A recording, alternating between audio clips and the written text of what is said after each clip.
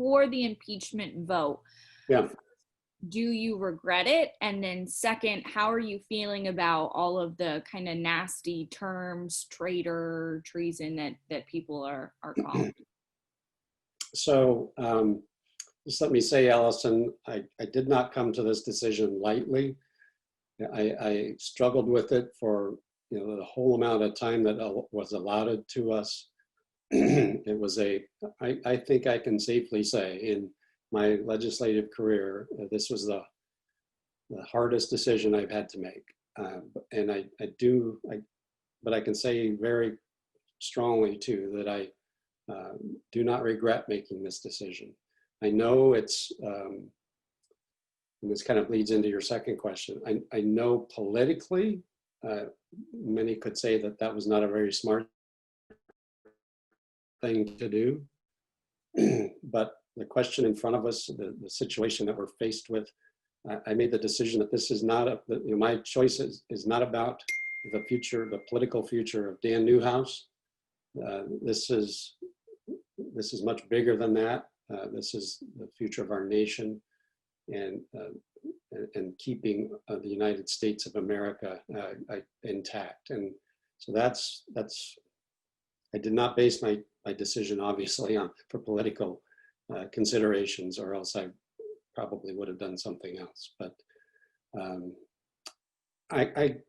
reacting to some of the comments and the input I'm getting from my constituents, and let me say it's mixed. It's not all negative, but I truly understand that. I'm not naive enough to think there wouldn't be blowback. This President Trump is very popular in Central Washington, and I know that. And I've worked with this administration. I've worked directly with the president over the last 4 years, and we've gotten a lot of good things accomplished. A lot of good things for Central Washington done. They paid attention to our issues in the Pacific Northwest and in our part of the state, and I can't say enough about the progress that we made. And I was frankly looking forward to another 4 years of doing exactly the same things. So, but knowing how popular the president is, I fully expect that reaction. Certainly when they heard the news, I'm sure, emotions kicked in and disbelief, and along with that, obviously, questions about, what in the world are you thinking, Dan? Why would you do such a thing? But I hope, and this has been the case, and obviously I've been talking to a lot of people over the last couple of days, and I'm trying to talk to as many as I possibly can. The good people of Central Washington, which they are, we have strong, solid people that are neighbors and our friends. When they hear my perspective and the reasoning why I came to the decision that I did, many of them, although they may not be turning cartwheels and praising me, at least understand and have a better understanding for why I decided to vote yes. But as far as remorse goes, certainly I would not easily take a position knowing that I was going to be facing a firing squad politically. That is not an easy thing to do. But like I said, I could not let that be the basis for the choice I made. And so thank you very much. I do not hold remorse, no. Thank you. Did I answer both your questions? I hope so. Yes, that was perfect. Thank you. Okay. Let's see, look at my phone here. Jefferson, sir, you're next. Good morning, Congressman. Thank you. The incursion at the Capitol was, by its nature, a threatening act or an act of threat. And the atmosphere of threat around the president's impeachment and around the transfer of power hasn't really abated, nationally speaking. I'm wondering if you or your office or folks close to you or folks who work with you have experienced subsequent threats subsequent to your vote, and uh, how you've reacted, what changes you might have had to make in response to that. So me personally, did you ask about my other colleagues as well, the others that voted yes? Primarily about yourself and your office and those in your circle, sir. um, so and thank you for that. And that, I appreciate I hope the concern that expresses from your perspective. It has been a very intense um, um, climate at the Capitol, as you can imagine. Now we have, I think, before I came home, we had, I think, at least 10,000 National Guardsmen. I mean, you couldn't walk 20 feet without walking through a group of 40 or 50 soldiers. There's been a 10-foot high fence erected around the Capitol building. And I'm told that there are plans to put barriers around the entire Capitol campus, which is, I think, 270 acres, which is, wow. So that's things have changed in DC. You thought 9/11 saw increased security. It's really heightened now. And that's because there are, and I'm sure you've heard, FBI reports of potential violence coming again in the days leading up to the inauguration, not only in DC, but in every state capital. So I think precautions are being taken in Olympia and other places around the country. And Liz, my staff member on the call, may know more than I do about this. Certainly people are expressing their feelings about this. And like I told Allison, I understand that. And some are saying some things that are hurtful and hateful. But as far as I know, at this point, Jefferson, I would have to say no to your question. Certainly we're keeping our eyes open, and we're trying to be smart and safe, and for myself, for my staff, for everybody close to me. And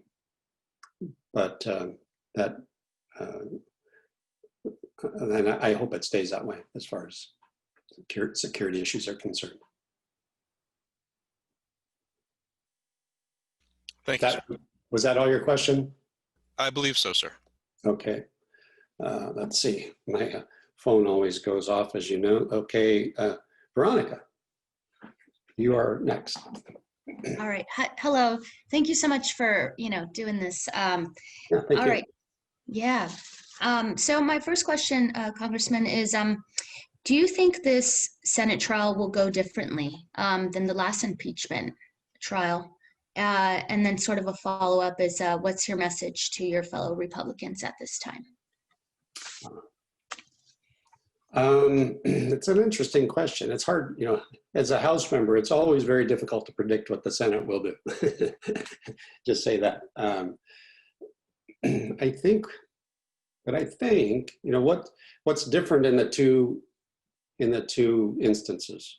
The first one, I can tell you, at least I believe, was almost entirely politically motivated.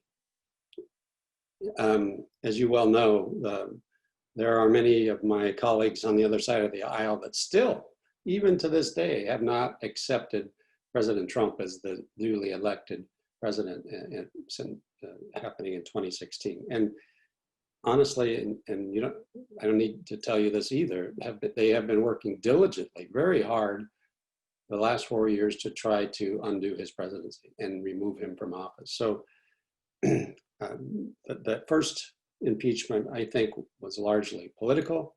This one's different. I'm sure there's some political motivation, but this is a whole different situation than we saw a year ago. And so I don't know necessarily what's going on in senators' minds. I'm hoping that many of the senators are going through the same process that I went through and trying to come to a thoughtful decision on this and truly looking at what happened and, just as importantly, what didn't happen. And so if that's the case, then we could see a different outcome. But I can't predict. I don't know. It's in their hands. What we do as a House, I can't remember the legal terms, but we'd send the articles of impeachment to the Senate. We don't convict. That's not the House's job. They are the ones that conduct a trial. They're the ones that's supposed to do the investigation and decide if there is enough evidence to either say yes or no. So that's a little bit different function than what the House does, but truly an important distinction. And I could if I could expand, and I've already forgotten your second question, but if I could just expand a little bit more. We all watched, I think most people have seen by now, some videos have been reading about what happened January 6th. And many people have formed different opinions about that day. But from what I saw, from my vantage point, watching the people firsthand, I kind of had a front row seat actually, was first of all, let me tell you that the vast majority, and I don't have a nose count, but 90+% of the people that were there for the right reasons, to exercise their First Amendment rights, to call attention to the problems that they saw in our election system. And frankly, I think we're there because they're frustrated that people weren't listening to them. And so they came to make their voices heard. And I support them doing that. That's exactly what citizens of this country have done for over 2 centuries. And so that's a good thing. And the people that I saw were solid people. They were like you and me, the people of Central Washington who, we have a lot of great individuals in our district and strong communities because of that. And so I applaud them for exercising their First Amendment rights. Unfortunately, people got motivated in different ways at listening to the president, and that happens. All politicians try to motivate the people that they're talking to. We try to move them to our way of thinking on things. Some people went way too far, obviously. And so when the crowd got to the Capitol, a small percentage of this crowd turned into a mob. It's estimated about 2,000 people were the ones that were the main actors in this unfortunate incident. And a couple things happened that, as we all watched it unfold, and let me just share with you, that really helped, I guess, led to some of why I made my decision. As the mob had broken through the doors and were pushing their way into the Senate chamber, where they were meeting, discussing, debating the objection of the electoral votes for the state of Arizona, Vice President Pence, who was there as president of the Senate and fulfilling his official role, had to be, as well as the senators, whisked out to safety, and with his wife and daughter, who were there at the same time too. That happened, I think, at 2:22 in the afternoon. 2 minutes later, the president tweets, and maybe you know this already, something like, "Pence is a coward." And almost immediately, the crowd starts chanting, "Hang Mike Pence, hang Mike Pence." And there actually had been a gallows constructed. Whether or not they would have gone through with that, who knows? But who would have thought that people would have breached the security at the Capitol and broken in and caused so much damage? So it's hard to say what would have happened, but that's certainly a potential, a huge threat. And the other thing where I truly think the president let us down and broke his oath of office, I know he knew what was going on. Many of the members of Congress were trying to communicate with him and people around him to ask him to help. And only he, I think, had the power to be able to quell the siege that was happening as people's lives were being threatened, as people's lives were being lost. He didn't do that. And one thing that you got to remember, he either refused, and I don't know the distinction here, or just didn't. He did not call for reinforcements. He did not activate the National Guard. it ended up having to be Vice President Pence, who, as I said, was already hunkered down, being protected in a secret location, who had to make that call. And so I think that inaction is just as egregious as the actions. And you know, as much as it pains me to do what I did, I just think at some point we in this country have to stand up to what's right and what's wrong, no matter who it comes from, whether it was President Reagan or President Obama or President Trump, whoever it is. And I only use those other names because no one should be, we should not condone that kind of activity from anybody. And, you know, many men and women have given their lives to uphold the Constitution. And when I watch people tearing down the American flag, stomping on the American flag, when I saw the attack on our system of government, the democracy that we share, the United States of America was under attack. The president who took an oath to protect the Constitution from enemies, foreign and domestic. We had a domestic enemy at the door, and he did not respond as he should. So it was not an easy choice for me to make, but I believe, and Allison asked if I had remorse. I do not. I have remorse for, you know, no one would voluntarily subject themselves to all of the criticism that's coming my way. But like I said, this is not about me. This is about our country. And I think everyone, as Americans, we all have to take a stand here, or we're going to lose what we have. And I don't think anybody wants that. In the last 20 years, sir, the federal government has spent a lot of time and resources surveilling, infiltrating, prosecuting instances of Islamic extremism in the United States. The more we look at what happened last week, the more we see elements of planning, preparation, coordination happening on the ground. And the more we see connections to domestic extremism, militia groups in various parts of the country. Some people activated by the QAnon conspiracy, which has spread hateful and false beliefs concerning Democrats and people in places of power. Does the federal government in the next coming years, in the next Biden administration, say, need to focus on its own backyard, need to focus on these elements of right-wing extremism that seem to have promulgated this threat? And I would even expand that, Jefferson.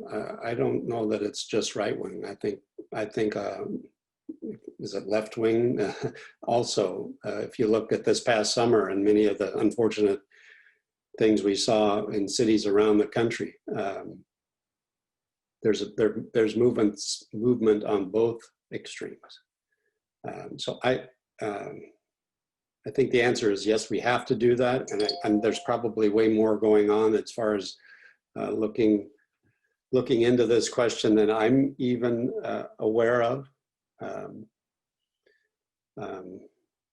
So I think, I don't know if you heard the few seconds that I had to express myself on the floor, but I tried to express the idea that, and I was looking at my colleagues in the House of Representatives, telling them that none of us here are without some amount of complicity. Like I expressed earlier, that the Democrats, efforts to unseat a duly elected president over the last 4 years, the time and the money that was expended on that effort, oh my gosh, you don't think that contributed to the division where we are? And then the, I guess, I think on our side, we could have done more sooner to try to dispel some of the misinformation that many of the people that came to DC last week firmly believe, that either misinformation like Congress has the power to overturn an individual state's voting results. We don't, and you don't want us to have that power. You don't want a say for instance, now we're going to go into a total Democrat control of House, Senate, and presidency. For instance, just imagine if the state of Washington voted, our electoral votes went to Donald Trump, and we were 12 votes away from electing the Democrat. And Congress comes in and says, "Oh, sorry, Washington State, we don't like the way you conducted your mail-in balloting. We think that you should vote for the Democrat here." You know, that you imagine what would happen in that instance. We don't want Congress to overturn a state. We don't have that constitutional authority, but people thought we could. People thought Vice President Pence could, by himself, send it back to the states. He doesn't have that power either. So even though some tried, we just could not dispel that misinformation, that misunderstanding. And I think many people still hold that belief that Congress is just, you know, rolling over and allowing this election to be stolen, and that's not the case. And so that's unfortunate. But more to your question, we have to do more to fight against this extremism that's happening. So I will be fully supportive of efforts to do that, because it's tearing our country apart. It truly is, and I don't think any thoughtful American wants that to happen. Thank you, sir. Thank you. Great. Well, I hope this format is acceptable. I appreciate your indulgence in allowing us to do it this way, and thank you very much for getting together today and allowing this conversation. So appreciate it.